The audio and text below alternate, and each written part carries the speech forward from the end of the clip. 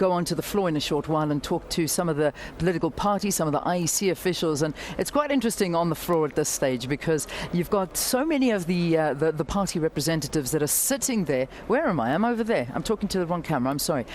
This is pretty much so where they sit. They watch that board. They really do get into this vibe like you cannot believe. So it's exciting out there on the floor, and we're going to bring you the atmosphere as Tabiso makes his way down there.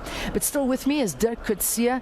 The two of us have been analysing the respective provinces. Let's put the provinces onto the screen for you as well, so that you can get an idea at this point how your respective province is doing. All right, are we putting up first at this point a result for the National Assembly?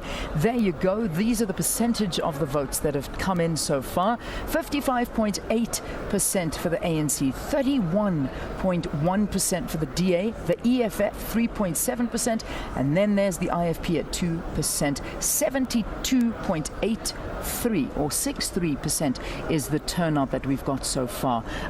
Let's just let me bring Dirk Coetzee into that. Anything jumping out at you at this stage? First of all, the turnout. The turnout at this stage looks lower than in the past. You know, the turnout, for example, in the previous election in 2009 was 77%. Now it is much lower. And then the pattern that we talked about earlier on already, where the turnout for the ANC at this stage is lower than what it will most possibly be at the end, while that of the DA is slightly inflated at this stage. So I don't think we must reach any conclusions at this stage already about that there's a major drop in the ANC's support and that the DA is above 30%. We will have to be quite cautious about that. With respect to some of the other the provinces in general, I think we are seeing it's very fluid at this stage still.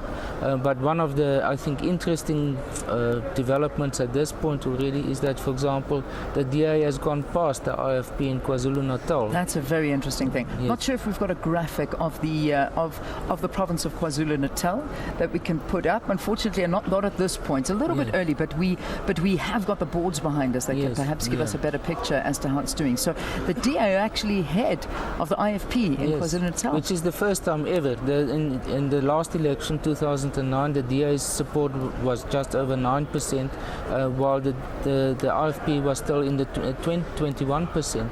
So in that sense, if this is going to continue, I think it's going to change over time. But if this trend is going to continue, it will be for the IFP obviously a major setback, because the KwaZulu-Natal is their main support base, where more than 90% of all votes for the IFP comes from KwaZulu-Natal. Also interesting is the performance of the National Freedom Party, which is the split away from the IFP. There was many people expected that the NFP, when this is their first national election, that they will do much better, and that will actually be a strong competitor for the IFP.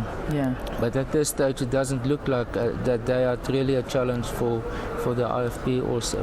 All right. Well, I'm going to burst our bubble a little bit, because I just turned around and had a look at the board now, and what I can tell you is that the IFP have now overtaken the DA. So in the province of KwaZulu-Natal, IFP 54,593 votes and the DA 53,705. So this is just showing us that you know, these votes are coming in fast and furiously. So anything can change at this time. Oh, for sure. Yes. But I think that the trend looks as if there's an increase for the DA, because KwaZulu-Natal was one of their weakest provinces. The poorest province is Limpopo, Mpumalanga, and KwaZulu-Natal. So for the DA to make any real progress in this election, KwaZulu-Natal is one of the key provinces for them to show a substantial growth in order to become really a national party. Yeah. So it does appear at this stage that the DA is making a very good showing in most of the provinces. Yes, indeed. And I mean, obviously they've overtaken COPE. COPE was the official opposition in 5 of the provinces, and in most of those cases now the DA is in the lead state, and COPE has lost substantially. I mean, COPE is not at all anymore contending to be the position of the main party who actually broke away from the ANC. That has now been that position has now been taken over by the EFF, and I think they have consolidated. And that's the interesting trend of the EFF. You know, where one expected that they would be very strong in the northern provinces and the interior, and not so much in the coastal provinces. But we see that they are doing relatively well in most of the provinces. Yeah, you can see, you've got them on your boards right now. There, viewers at home, you're actually able to see exactly how the EFF and all the other political parties are doing. In the Eastern Cape, 14,551. I'm pointing at the EFF. That's what they're doing in the Eastern Cape. In the Free State, 9,589. In Gauteng, that's a big one, an interesting one, 15,930. And as we were speaking about, in KwaZulu-Natal, also having a showing at 6,669.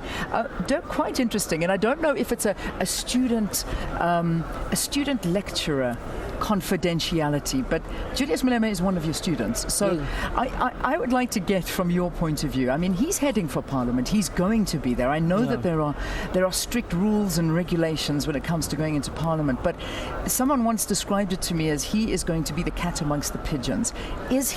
What is he going to do when he gets into Parliament?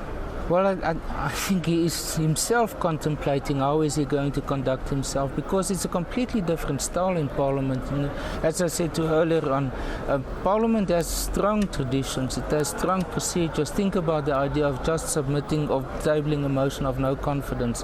How Lindiwe Masibuku is struggling just to get through these procedures. You know, the parliamentary work that's being done, we've just seen it about the Nkandla report.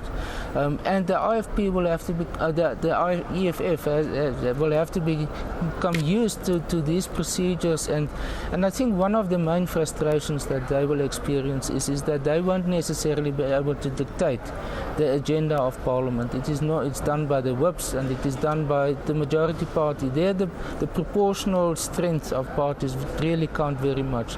But I think we are going to see sometimes really some fireworks in Parliament when there's let's say, for example, the debate about the budget of the president, or the debate about the State of the Nation address. Then we will have an opportunity really to raise the issues that's on his mind. So I think Parliament is going to become much more interesting, lively, and the Speaker will have his He'll have his work cut out for him, without a shadow of a doubt.